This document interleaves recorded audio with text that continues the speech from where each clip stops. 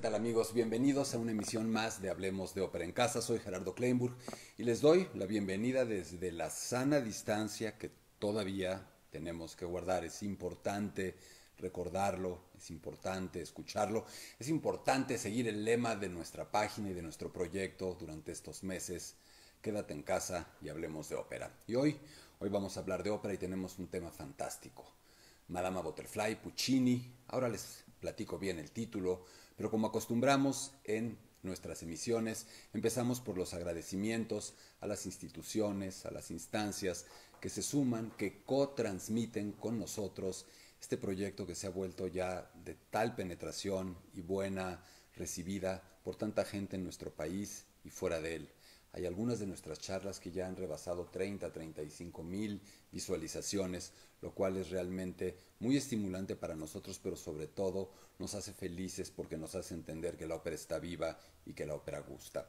Las instituciones a las que hago referencia son la Secretaría de Cultura Federal, el Instituto Nacional de Bellas Artes, el Auditorio Nacional, Ópera Latinoamérica desde Santiago de Chile, el Teatro Julio Mario Santo Domingo desde Bogotá, en Colombia, la Ópera de Los Ángeles en California. Un saludo muy especial para California, para los Estados Unidos, que sabemos bien están pasando un momento muy complejo que deseamos se resuelva de la mejor manera lo antes posible.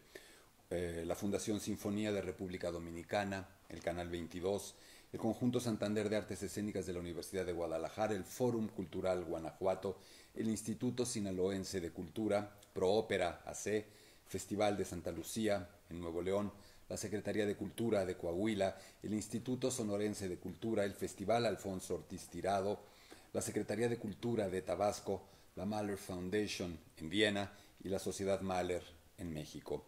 Nuestro teléfono 55 43 47 02 83, nuestro Twitter @gkleinburg, nuestra página en Instagram hablemos-de-ópera. Y creo que con esto ya cubrimos. Y nuestro canal de YouTube, al que les pedimos que también nos hagan favor de suscribirse. Hablemos de ópera también en nombre de nuestro canal. Antes de empezar, dos anuncios. El primero es invitarlos a que se inscriban a nuestro nuevo curso en línea, Verdi, Tradición y Revolución. Primero de dos módulos, el lunes 8, martes 9, miércoles 10, martes 9, miércoles 10, jueves 11 y viernes 13 de junio, 12 de junio, lo estoy diciendo todo mal, martes 9, miércoles 10, jueves 11, viernes 12 de junio. El costo es de 1,500 pesos por dispositivo, computadora, por casa, por familia. Es importante para nosotros recordarles que estos cursos pagados, estos cursos privados, son realmente los que hacen posible todo nuestro proyecto y estas ya numerosísimas charlas abiertas que ofrecemos y que seguiremos ofreciendo, por supuesto, más allá de que esta sana distancia haya terminado definitivamente. Llámenos al 55 43 47 02 83 e inscríbanse a nuestro curso Verdi, Tradición y Revolución. Uno no puede decir que ama, que quiere, que entiende, que está cerca de la ópera sin estarlo de Giuseppe Verdi, de su vida, de su obra, de sus óperas. Y por supuesto, nuestro anuncio mega estelar que repetiremos al final de nuestro programa. El increíble invitado que tenemos para nuestro Hablemos de Ópera en Casa del próximo sábado. Mismo horario, 6 de la tarde de México, 1 de la mañana de Francia, que es justamente desde donde el grandísimo Rolando Villazón va a platicar con nosotros. Y esa charla les puedo asegurar que va a ser memorable. Porque sí, hablaremos de ópera con Rolando, pero recordemos que Rolando es un tenorazo, es un novelista, es un director de escena, es conductor de televisión en Alemania, es conductor de radio en Francia, es director de la Semana Mozart en Salzburgo y es nada más y nada menos que el embajador mundial de la Mozarteum Stiftung, la Sociedad Internacional Mozartiana, Rolando Villazón, con ustedes, con nosotros, en Hablemos de Ópera en Casa, el próximo sábado a las 6 de la tarde. Y ahora sí, arrancamos. Arrancamos con nuestro Madama Butterfly de Puccini, la ópera, o más bien el dolor hecho ópera. ¿Por dónde empezamos a platicar de Madama Butterfly? Empezamos por lo obvio. Se trata de una de las 5 o 6 óperas más representadas en el mundo. Esto no es una apreciación personal, échense un ojo, échense un clavado.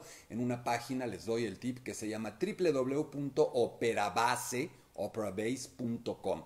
Ahí está toda suerte, van a encontrar toda suerte de estadísticas, de numeralia, de títulos, de compositores, de cantantes, de teatros, y ahí pueden darse cuenta de que Madama Butterfly es realmente una de las óperas más representadas en el mundo hoy día, ayer y mañana.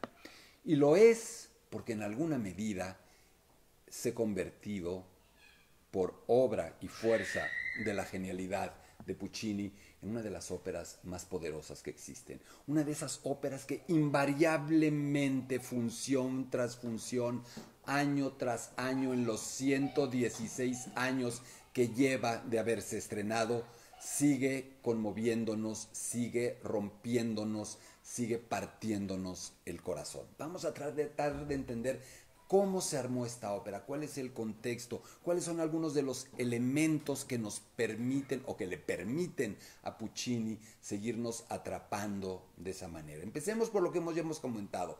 Puccini se decía a sí mismo un cazador de historias, o sea, de libretos, un cazador de aves, un cazador de mujeres. Ese último comentario es muy desafortunado en nuestro tiempo, pero lo podemos entender de otra manera para hablar de Madama Butterfly. Un cazador de aves estaba en su casa, en Torre del Lago, junto al lago Mazachúcoli, donde cazaba aves salvajes, cuando la escribió entre 1900 y 1904, 1902 más bien, la empieza a escribir y la estrena en 1904.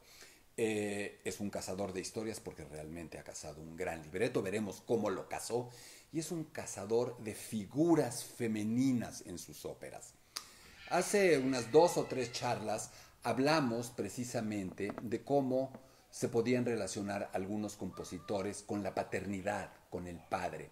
En este caso, deberíamos de partir, de que esta es acaso la gran ópera jamás escrita sobre la maternidad, sobre una madre y un hijo, un niño. Ahora escuchamos precisamente voces de niños aquí en donde tienen ustedes su casa, y esto me parece particularmente revelador, particularmente oportuno, porque los niños, la relación con los niños, la paternidad, la maternidad, la filialidad, son elementos que nos tocan siempre el corazón. Y a Puccini el tema de su madre le tocaba el corazón permanentemente. Puccini, es una opinión personal, fue un compositor, fue un hombre que en algún sentido vivió con una gran culpa por haber sentido que engañaba o que había engañado a su madre, convirtiéndose en un compositor de ópera, habiendo seguido una formación operística cuando en realidad su madre estaba buscando dinero, juntando dinero, procurando becas y apoyos, ya que eran pobres, muy pobres, para que Puccini pudiera estudiar en Milán, con el propósito de que regresara a ser organista de su iglesia. Sin embargo, Puccini siempre pensó en hacer otra cosa, en quedarse en Milán y convertirse en un gran compositor de ópera. Su madre muere sin que Puccini esté con ella, antes de verlo convertido en el genio maravilloso, en este hombre que fue llegado a ser considerado por el New York Times como uno de los hombres más famosos del mundo. Puccini, más bien su madre, muere antes de que nada de esto sea imaginable. Y tengo la sensación de que Puccini vivió con una profunda culpa, dolor, pena por eso. Puccini tuvo además 7 hermanas, tuvo un hermano que murió cuando era muy joven, se volvió huérfano de padre cuando tenía 4 o 5 años, es decir, Puccini fue un hombre que vivió rodeado de mujeres, de la mujer, con una madre a la italiana completamente, fuerte, dominante, sacrificada, abnegada, valiente, que buscó y sacó agua de las piedras para poder obtener recursos para que su hijo pudiera estudiar música en el conservatorio en Milán, donde tanto deseaba hacerlo. Aquí ya viene un elemento que nos está permitiendo hablar de Madama Butterfly. ¿Cómo podemos pensar que un individuo en esas circunstancias biográficas no era un individuo con un afecto poderoso por su madre? Se dice muchísimo que ese afecto iba más allá de lo sano, que había y hubo permanentemente en Puccini una fijación edípica en la figura de esa mujer. ¿Cómo podemos negar que eso, el tema de la madre que se sacrifica por el hijo, que pelea por él, que da la cara por él, está presente en su vida y por supuesto en esta ópera de la que estamos o vamos a hablar el día de hoy en Madama Butterfly? Ahora bien, este me parece es el resorte profundo de este Puccini, que ya es famoso. Ya es Puccini cuando escribe Madama Butterfly. No es el chavito que quiere ver si pega el chicle con su primera ópera, Le no es el compositor que tiene un primer fracaso con Edgar, sino ya es el compositor que escribió La Bohème, que escribió Tosca, que se ha vuelto una figura planetaria, que es inmensamente rico, que es buscado por todas las casas de ópera del mundo para que se hagan sus óperas ahí. Es ya Puccini con todas las de la ley. Y Puccini con todas las de la ley tiene una gran desventaja ante el primer Puccini. Tiene muchas ventajas. Es un hombre que ya sabe lo que quiere hacer, que tiene ya maestría, dominio absoluto sobre su técnica de composición, sobre su dramaturgia musical. Pero ahora es un hombre que tiene que competir contra sí mismo, contra la ópera que acaba de escribir. Puccini tiene que ser mejor que el último Puccini. Y eso, aun para Puccini, no estaba fácil. Y por lo tanto, el primer elemento es encontrar una historia. Y el cuento de cómo Puccini escribe Madama Butterfly arranca en 1900, cuando está en Londres supervisando el estreno en Inglaterra de su ya famosísima ópera Tosca. Y el director del Covent Garden le dice que hay una obra de teatro interesante que vale la pena que vaya a ver. Se sabe ya que Puccini es también un cazador de obras de teatro. Puccini, a diferencia de un Verdi, que se diga de un Wagner o de otros compositores, no es un lector. Puccini no es un intelectual, ni siquiera es un lector ávido, es un espectador de teatro. Otros compositores encuentran su inspiración, su fuente libretística en una novela. Puccini la encuentra en el teatro, en la experiencia teatral, y eso dice muchísimo. Es por eso que Puccini solo se aventura con obras de teatro que funcionan, que han probado ser exitosas, es decir, cuya relación con el público, con el espectador vivo en una butaca ha sido demostrada.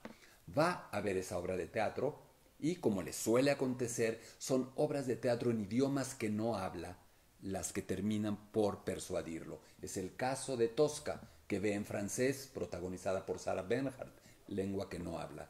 Es el caso de Madame Butterfly, que ve en inglés, lengua que tampoco habla. Será el caso de The Girl of the Golden West, la fanchula del West, escrita o vista en inglés, lengua que no habla. Este momento en el que Puccini se acerca a la experiencia teatral sin entender las palabras y termina conmovido, por supuesto que sabe de qué se trata, lee un resumen, entiende, le cuentan. Cuando Puccini se siente conmovido y se ve conmovido de tal manera por Madama Butterfly, es cuando Puccini se arroja de bruces sobre un texto y decide convertirlo en ópera. Sabemos que al final de ver esa Madame Butterfly en Londres, Puccini dice: esta es mi siguiente ópera. Y aquí aparece otro personaje de enorme importancia en esta historia. Un hombre con un nombre extraño, David Belasco. Así, no es David Velasco.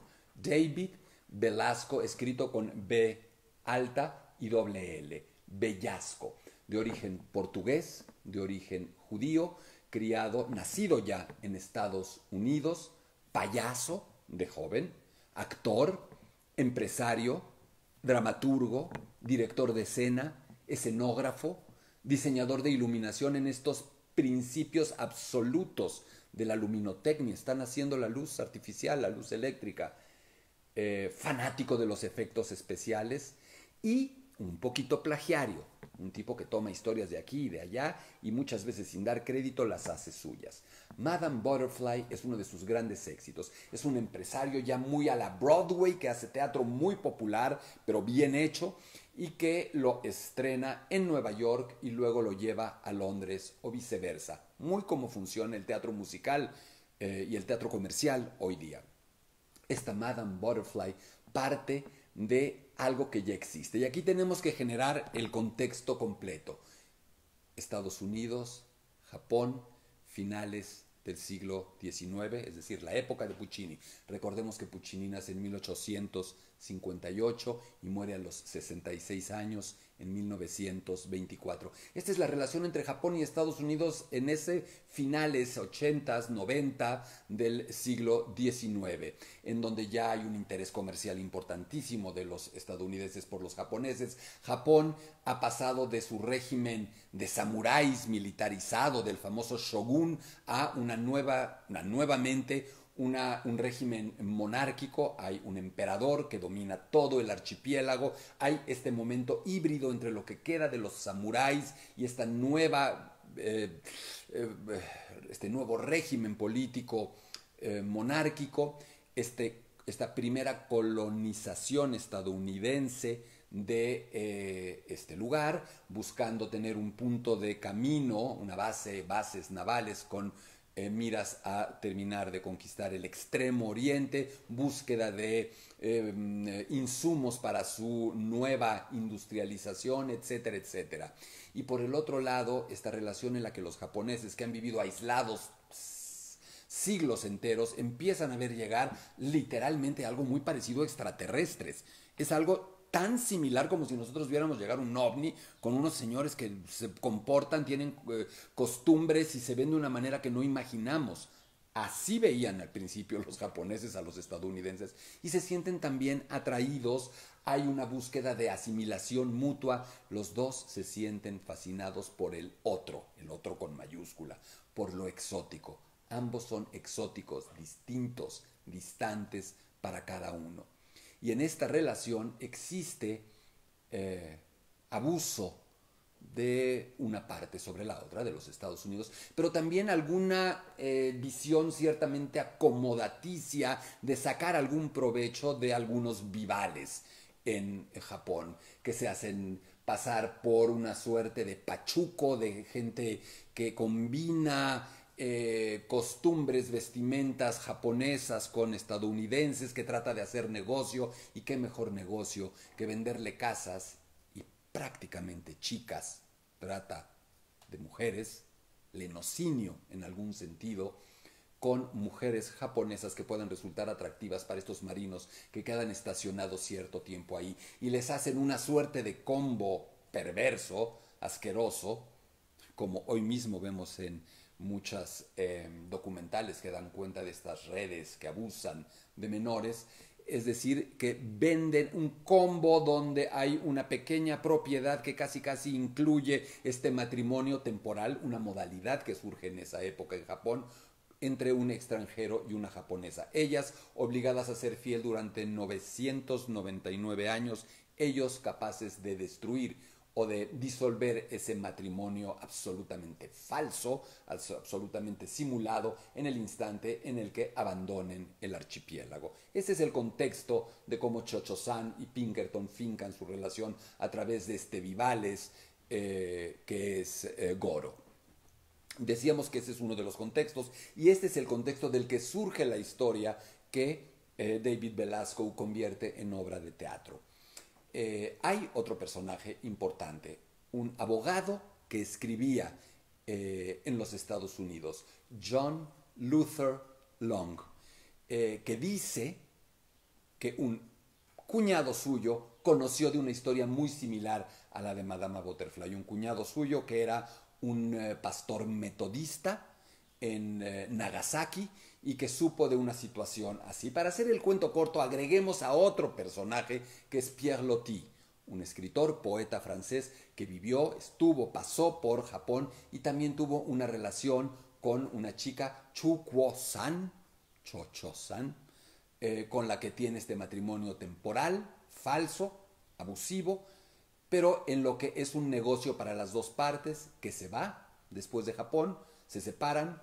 Está Cho-Cho-san, la supuestamente verdadera, primera y original Madama Butterfly. Pueden ustedes googlear Cho-Cho-san y les va a salir la foto de aguerrotipo antiguo de Pierre Loti con ella. podemos ver entonces cómo hay una relación, pero ahí no pasa nada. De hecho, esa historia termina en la que esta chica oriental muerde las monedas de oro que le dieron por este acuerdo para ver que no son falsas. Pero la historia de John Luther, que es Luther Long, que es la que convierte en ópera, en obra de teatro, David Belasco, habla de una historia distinta en donde sí hay un intento de suicidio que no se consuma. Todo esto desemboca en que Belasco convierte estas historias en Madama Butterfly, pero dándoles un tinte mucho más trágico, en donde hay un hijo, en donde el suicidio se consuma y en donde tenemos una verdadera tragedia de ilusión, desilusión, traición, amor, maternidad, por parte de una de las figuras más entrañables, dolorosas, pero también dignas y valientes de la historia de la literatura, que es esta jovencita de 15 años en el primer acto, llamada Cho-Cho-San. Puccini es esto lo que ve, con los efectos especiales que además hace David Belasco, que lo hacen tan famosos, esta transición entre Cho-Cho-San y Suzuki esperando la llegada de Pinkerton, cuyo barco ya llegó al puerto de Nagasaki y que no llega, y es esta transición de la noche a la mañana, de la oscuridad a la luz, de la noche al alba, a la mañana, del silencio nocturno a los cantos de los pajarillos matutinos, y que hacen con incipientes, seguramente hoy cómicos efectos especiales, pero que para la época eran apabullantes. Todo esto que les cuento es lo que de alguna manera pasa por Puccini espectador, es decir, Puccini se convierte en compositor de cada ópera, primero viviendo una experiencia como espectador. Por eso Puccini escribe no solo para el teatro, escribe desde el teatro. Toda su genialidad, su musicalidad, su capacidad de orquestación, su gran conocimiento y dominio de la teoría armónica, su inagotable inventiva de melodías hermosas, está siempre destinada al efecto teatral. Y el efecto teatral es el de la trampa, el del engaño, el de tenderle una celada al espectador, a ti, a mí, a todos los que amamos sus óperas. Y a pesar de que seguimos viéndolas, la trampa, el cazador furtivo que es Puccini, nos baja la guardia y nos dispara con todas estas herramientas de música y de teatro musical al corazón para dejarnos desolados, para infligirnos dolor. Este dolor que tantas veces buscamos en el arte, en la literatura, en la pintura, en la música, en el cine, en fin, este dolor que resulta tan atractivo para todos nosotros y que no nos convierte en masoquistas, porque es un dolor y una experiencia catártica, no de lastimarnos verdaderamente. Así Puccini escoge esta obra y dicen que al final dice David Belasco y John Luther Long, que están en el escenario, que este hombre italiano corre sollozando a abrazarlos y a pedirles que esa sea su siguiente ópera. No cuadra la historia con Puccini. Puccini era mucho más frío, calculador, distante y un poco sociópata en público. Puccini no era una persona linda y atractiva, no era el alma de la fiesta, no era este italiano arquetípico extrovertido, a menos que hubiera una chica que le gustara. Entonces sí, si John Luther hubiera sido una chica estadounidense hermosa, le hubiéramos podido creer la historia, pero no siéndolo, es poco creíble. Puccini simplemente debe haber dicho, esta es la ópera que quiero, y le dice a su editor Giulio Ricordi, esta es la ópera que quiero, y entonces empiezan las negociaciones difíciles porque Puccini ya era Puccini. Imagínense ustedes, si a ustedes llega Puccini y les dice, quiero que convertir tu novela, tu obra de teatro en ópera, pues responderían fascinados, honrados, de a cómo no, ¿verdad? Porque saben que Puccini va a ganar millones y millones de dólares con esa ópera, saben que muchísima gente va a ganar dinero y también ustedes van a querer ganar dinero, como era el caso de David Belasco y de John Luther Long. La historia se prolonga, se dificulta la negociación entre Ricordi y ellos. Puccini dice que no quiere escribir, que no quiere escribir otra ópera si no es esa, pero luego se medio distrae queriendo hacer su eternamente pospuesta y nunca realizada María Antonieta. Se interesa también por alguna obra de Zola, el pecado, la falta del abad de Morat. Ay, se me fue el nombre, ahora me acuerdo. Y finalmente consiguen los derechos y Puccini empieza a trabajar con Luigi Illica y Giuseppe Giacosa, sus libretistas, pobres víctimas de Puccini a los que torturaba inmisericordiamente hasta llegar a un libreto correcto. Illica era el adaptador, era un muy buen libretista de ópera, ya había escrito, por ejemplo, el libreto de Andrea Chenier, ya había escrito algunos otros libretos que habían tenido éxitos, La Valí de Catalani, y Giacosa, Giuseppe Giacosa, era un dramaturgo de altos vuelos, un gran poeta, amado por Eleonora Duse, y entre ellos dos hacían un dream team con Puccini, con su editor. Illica escribía la historia, cortaba, editaba, quitaba subtramas, hacía conciso, como debe ser una ópera, sinóptica la versión, y Giacosa le ponía la primera música que tenía esa ópera, es decir, las propias palabras. Este es el equipo que trabaja. Puccini empieza a trabajar con ellos 1902, 1903, todo avanza bien, pero en 1903 la vida de Puccini sufre uno de los primeros golpes devastadores. Por primera vez la sangre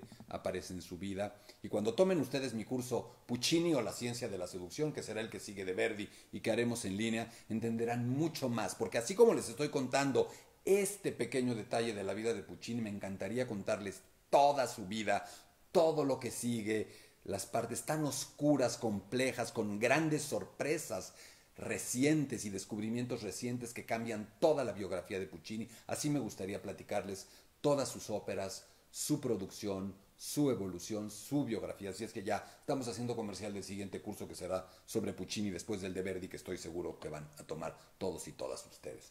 Entonces, seguimos hablando de este momento en 1903, cuando la ópera va muy avanzada, aunque ya hay problemas. ¿Por qué hay problemas? Porque Puccini es terco como una mula y comete errores. Y él está empeñado en tener un formato medio wagneriano, no en 3 actos, sino en 2, lo cual le da un segundo acto de casi 1 hora y media. Illica, Giacosa, Ricordi le dicen, no es buena idea, no es buena idea, va a ser muy largo. Puccini no se baja de su macho y dice, es así, y por eso pasa lo que pasa en el estreno. Pero en 1903, cuando está como locomotor escribiendo Madama Butterfly, ya componiendo la música, Puccini tiene el primer accidente automovilístico de una celebridad en la historia. Iría ya en uno de sus coches, era uno de los primeros coleccionistas de coches en Italia, un hombre que amaba la modernidad, que amaba la tecnología, cero tradicional, cero conservador, un hombre de su tiempo, trendy, dandy, moderno, le encantaban los gadgets de la época. No en balde Tomás Alva Edison le regala un cilindro en Estados Unidos cuando va la primera vez, se lleva lanchas de alta velocidad, compra coches, le ama la velocidad, va en su coche seguramente a unos 30, 40 kilómetros por hora, va manejando su chofer, Puccini va adelante, atrás van su hijo Tonio, su hija adoptiva, la hija de su esposa Elvira, la niña se llama Fosca, y tienen un accidente en enero, febrero de 1903, en el que Puccini casi pierde la vida. El chofer queda malherido, los niños ilesos, pero Puccini queda aplastado por el coche, fracturas múltiples en una pierna, descubrimiento de que es diabético, enorme dificultad para convalecer, queda ligeramente renqueante, cojeando de una de las piernas, pero sobre todo la convalecencia es larguísima, mucho tiempo en silla de ruedas, su vida llega a correr peligro, insisto, porque descubren su diabetes. Y esto marca un impasse, una pausa larguísima de casi un año en la composición, de Madama Butterfly, hasta que retoma y termina su Madama Butterfly, escrita como él quiere, en este formato que le han dicho que no es buena idea. Sin embargo, lo hace así, se estrena en 1904 en la Scala de Milán y tenemos uno de los grandes desastres en una premiere de una ópera famosa en la historia del género. Así como La Traviata, así como El Barbero de Sevilla, por citar dos más, Madama Butterfly como Carmen, es un fracaso gigantesco. Pero este es grande, grande, grande, lo abuchean, se carcajean, se ríen de él. Puccini había dejado ya, llevaba una estela de enemigos detrás. Porque Puccini no siempre jugaba lindo, no siempre era derecho cuando sus propios intereses se cruzaban en el camino, intereses artísticos. De esa manera, cuando Leoncavallo está escribiendo una bohème, Puccini se entera y le baja el tema y escribe una bohème mejor que él, un enemigo. otro enemigo Franchetti que iba a escribir Tosca y Puccini le dice, no, ¿cómo vas a escribir sobre eso? Esa es una porquería, es una inmoralidad, ¿a quién le va a gustar eso tan sangriento, tan grotesco, tan anticlerical? Con el único propósito de que cuando convence al pobre de Franchetti que deje el libreto, él se lo apropia y escribe Tosca. Nada padre, nada bien en nuestro amigo Giacomo. O Catalani, que a él sí no le había hecho nada, pero habían nacido en el mismo lugar, Puccini era hiperfamoso, Catalani lo odiaba a muerte. Todos ellos pueden haber contribuido a generar ese escándalo antipucciniano en el estreno de Madama Butterfly. Sonzogno, la primera editorial a la que recurrió Puccini cuando estaba escribiendo Le Villi para el concurso de Sonzogno, que también odiaba a Puccini porque se había ido con el enemigo, con el gran monopolio, con la gran empresa transnacional que era Ricordi, etcétera, etcétera. El entorno de Puccini está muy preocupado porque piensan que de verdad Puccini se va a ir a la lona con todo esto. Y no, Puccini está tranquilo, como su Butterfly en el primer acto. Él sabe que escribió una obra maestra, él sabe que hay que corregirla, que Pinkerton es demasiado vulgar, demasiado agresivo, que no está bien que Kate, la esposa finalmente estadounidense de Pinkerton, se enfrente con Cho-Cho-San en el segundo acto, que la ópera es larga, que tal vez no debía de haber sido en 2 actos, y Puccini pone no sabemos si es una foto de la Chukwuosan original o una imagen de alguna geisha oriental, con un letrerito pegada en su estudio que dice la frase que ella dice en el primer acto, rinegata e felice, repudiada y feliz, como su Butterfly. Puccini les dice, tranquilos, 3 meses, rehace, corta, quita, ya no la reestrenan en la Scala de Milán, donde solo se hace una función, sino que se la llevan a Brescia, muy cerca, y ahí hay un éxito gigantesco. Pero aún Puccini tiene dudas. La parte ya en 3 actos para el estreno en Covent Garden, después todavía hace una nueva versión para el estreno en París, pero ahí se hace en francés, y finalmente la versión definitiva de esta ópera que da tantas vueltas es la que se hace en el Met de Nueva York. Esa es ya la versión que hoy conocemos de Madama Butterfly.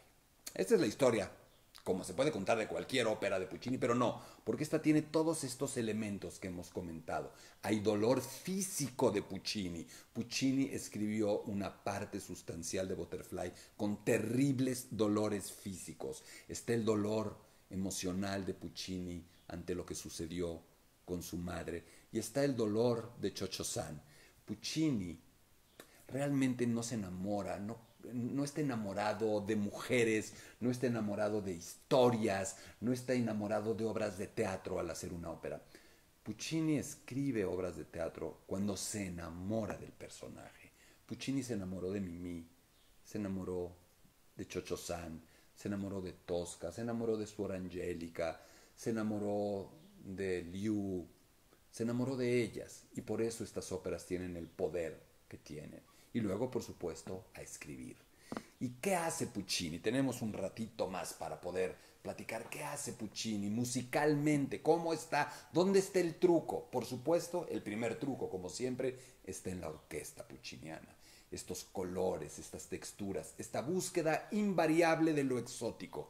Puccini necesita el resorte de lo exótico, alejarse de lo cercano que tiene, que es la música tradicional de Italia, los escenarios italianos, y acercarse a lo lejano, acercarse a, no sé, desde lo que para él podría ser el desierto en los Estados Unidos en Manon Lescaut, Nagasaki en Butterfly, el Pekín milenario en Turandot, el lejano oeste en la Fanciulla del West, un ático en París, que tampoco es Italia, en la Bohème, un convento en Suor Angelica, una barcaza en el Sena, en Il Tabarro, etcétera, etcétera, etcétera. Eso es lo que lo atrae, porque Puccini sabe que esa es la invitación para sus efectos especiales. ¿Y cuáles son sus efectos especiales? La orquesta. Puccini trabaja la orquesta de Butterfly con la genialidad que solo él sabe hacer. Y luego la herencia wagneriana, los motivos conductores, estas pequeñas células melódicas, armónicas, que utiliza a la Wagner, pero italianizado, para representar un personaje, un objeto, una situación, un conflicto. Y aquí además Puccini hace algo increíble que nunca había hecho. utiliza los motivos conductores también para representar culturas, naciones. Butterfly es el encuentro, el choque, la fusión, el divorcio, el abuso entre la cultura estadounidense y la japonesa, entre Occidente y Oriente. Por eso, imagínense en aquella época cuando para pintar a este personaje lamentable, este cretinazo o chavo irresponsable que es Pinkerton, Puccini usa el himno de Estados Unidos. Ups. Si nosotros hoy vemos que un compositor famoso usa para pintar negativamente un personaje un fragmento del himno nacional mexicano, nos enojaríamos. Eso hizo Puccini y lo hizo increíblemente bien. Tal vez lo puedo decir con esta tranquilidad porque no es el himno nuestro. Y lo mismo hace, toma el himno imperial del Japón para caracterizar a Japón y toda una serie de música que quiere conseguir, que consigue y a la que se acerca para representar lo oriental. Y no estamos entrando ahora porque nos perdemos si queremos hablar de lo que es una geisha, de lo que realmente es, que no es una prostituta, aunque se puede prostituir, sino una mujer que entretiene, culta, refinada, una mujer que entretiene, que cuenta historias, que recita poesía en salones de té, en encuentros políticos, etcétera. Pero decía que Puccini busca música japonesa, y no es como hoy, que agarramos mi iPad y con el iPad le ponemos una playlist de música japonesa y ya la tenemos. En aquella época la tenía que buscar con los más incipientes fonógrafos que había, con partituras, pero se escribe de otra manera o está notada de otra manera. La música oriental es otro tipo de música, es otro tipo de escala, la escala por tonos, la llamada escala pentatónica, esta que nos suena tan característica, que inmediatamente decimos, esta es música oriental. Ustedes saben, cuando ustedes dicen esto es música oriental, es música escrita, es música pentatónica, en progresiones por tonos. No importa la armonía, ustedes la conocen porque la pueden reconocer siempre. Entonces, las cajitas de música, que es donde se puede transmitir, transportar la música, es uno de los primeros vehículos para transportar sonidos. Puccini recibe, colecciona, le regalan cajitas de música. Y luego dos personajes importantes.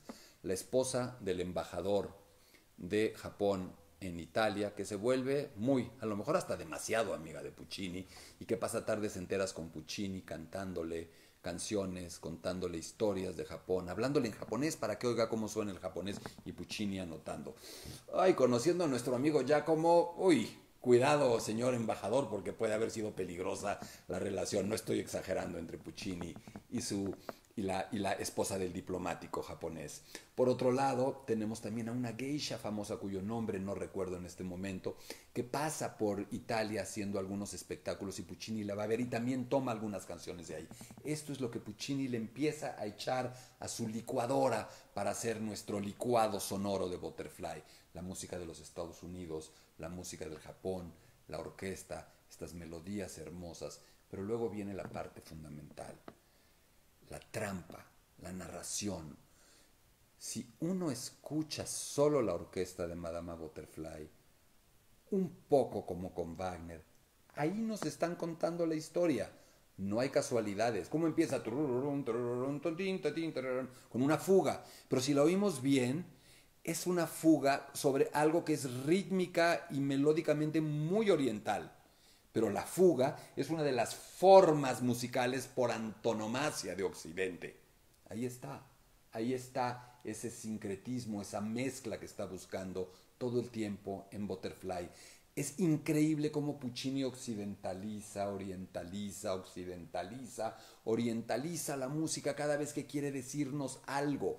La orquesta todo el tiempo nos está diciendo el cómo, todo el tiempo nos está preparando junto con los motivos conductores para doblarnos a través de los falsos finales, de la ironía, de la aparente ingenuidad de Cho-Cho-San, que no es ingenuidad, es dignidad. No hay que confundir la esperanza de una mujer digna con la ingenuidad. Esa es una falta de respeto, confundirlas. Cho-Cho-San no es ingenua, no se puede ver así. Es una mujer con fuertes convicciones. No puede pintar Puccini a una madre de esa manera. Y por eso todo está preparado y todo lo que les he dicho para aterrizar en el dolor. Literalmente para lastimarnos. Puccini, ese día en 1900 en Londres, cuando ve Madame Butterfly, queda deshecho. Sí creo que debe haber llorado, sí creo que debe haber quedado consternado, con el corazón hecho pedazos. Y cuando uno queda con el corazón hecho pedazos con una película, con una novela, con una obra de teatro, con una anécdota que le cuentan, es porque algo le checó, es porque algo embona, sintoniza con su vida, con sus emociones. Si no, no nos emociona de esa manera. Lo que te emociona de esa manera. Y cada uno de ustedes, cada una de ustedes sabe lo que le emociona. Historias de padres, de hijos, de hermanos, la que les guste, de alguna manera se conecta con su biografía. Puccini, ese día, debe obligadamente haber conectado con el tema de su madre, así como hablamos de los padres en otra de las charlas. Obligadamente debe haber sufrido, obligadamente debe haber sentido dolor. Y en ese momento, lo que Puccini planeó y planteó es algo así como: yo quiero escribir esta obra, la quiero convertir en ópera, quiero escribir esta ópera, porque lo que voy a hacer es hacerle a todo el mundo lo que esta obra me ha hecho a mí. Es decir, Puccini se encargó en convertirnos a todos, hoy, ayer y mañana, en él, en Puccini, ese día, en ese teatro, sufriendo, llorando y sintiéndonos adoloridos por el dolor de Chocho-san. Esto es básicamente, muy básicamente, lo que yo quería comentarles el día de hoy. Cómo ese hombre, Giacomo Puccini, que vivió tal dolor al estar frente a esa obra de teatro, esa tragedia, ese drama o ese melodrama, no es un melodrama, es una tragedia, ante ese personaje, cómo decidió que esta sería una ópera sobre el dolor, uno de los grandes monumentos operísticos al dolor y uno de los más genial e infaliblemente urdidos por algún compositor en la historia. Ojalá que les haya gustado esta muy breve, incompletísima, por supuesto, charla a propósito de Madama Butterfly y de Giacomo Puccini. Antes de despedirnos, quisiera volver a plantearles dos invitaciones. La primera es que se inscriban a nuestro curso Verdi, Tradición y Revolución, primero de 2 módulos, en donde con este mismo estilo que acaban de escuchar el día de hoy, pero por supuesto agregando incontables imágenes, videos, audios, contaremos la vida de este increíble individuo que se llamó Giuseppe Verdi, que nace en 1813, que muere en 1901 y cuya vida es una historia de la ópera en Italia, pero sobre todo es una historia de Italia. En esta primera parte veremos su formación, sus orígenes, cómo sale del campo hasta convertirse no en el gran compositor de ópera italiano o del mundo. Giuseppe Verdi se convirtió en el sinónimo de la ópera, no en un italiano famoso, sino en Italia. Giuseppe Verdi era Italia, era el símbolo de la unidad, de la unificación, del patriotismo italiano. Y por supuesto sus primeras óperas, sus tragedias familiares, sus primeros éxitos, Nabucco, hasta aterrizar en su primera, en la gran trilogía intermedia conformada por Traviata, Rigoletto, Trovador, dichas en otro orden o compuestas en otro orden. Así es que inscríbanse. Este curso se va a llevar a cabo a partir no de este martes, del martes de la semana que viene, exactamente, el martes 9, y será martes, miércoles, jueves y viernes de 7 a 9 de la noche. El costo es de 1,500 pesos por dispositivo, por computadora, por casa, por familia, y pueden pasar un rato agradable y aprender acerca de la vida y aprender acerca de la obra de este compositor decisivo en la historia del género. Llámenos al 55 43 47 0283 para inscribirse o envíenos un correo electrónico a hablemosdeopera1@gmail.com. Y antes de despedirnos, la invitación importante, crucial para la semana que viene. El próximo sábado a las 6 de la tarde, Hablemos de Ópera con Rolando Villazón. Por primera vez en 10 años, desde la última vez que estuvo en México, Rolando va a estar en México, porque estar aquí con nosotros, abrir su casa, para recibirnos y para platicar con ustedes de incontables temas que podemos hablar con él, es en algún sentido una suerte de regreso, así lo quiero ver, de mi queridísimo Rolando a nuestro país. Les puedo garantizar que va a ser una plática extraordinaria. No solo hablaremos de ópera, limitar una charla con Rolando al tema de la ópera sería no un desperdicio, pero sería algo muy limitante. Vamos a hablar de literatura, vamos a hablar de Mozart, vamos a hablar de payasos. Rolando es un payaso en el mejor sentido del término, un hombre que además va a hospitales con niños enfermos terminales, vestido de payaso a darles, a obtener una sonrisa de ellos. Eso no es poco. Es un novelista, es un intelectual, es un director de escena, es uno de los, no diría yo cantantes, es uno de los protagonistas de la ópera más versátiles en la historia reciente de este género. Así es que próximo sábado, 6 de la tarde, pasen la voz, Rolando Villazón en Hablemos de Ópera en Casa. Soy Gerardo Kleinburg, les agradezco el favor de su atención y los espero este sábado próximo, aquí en Hablemos de Ópera. Gracias.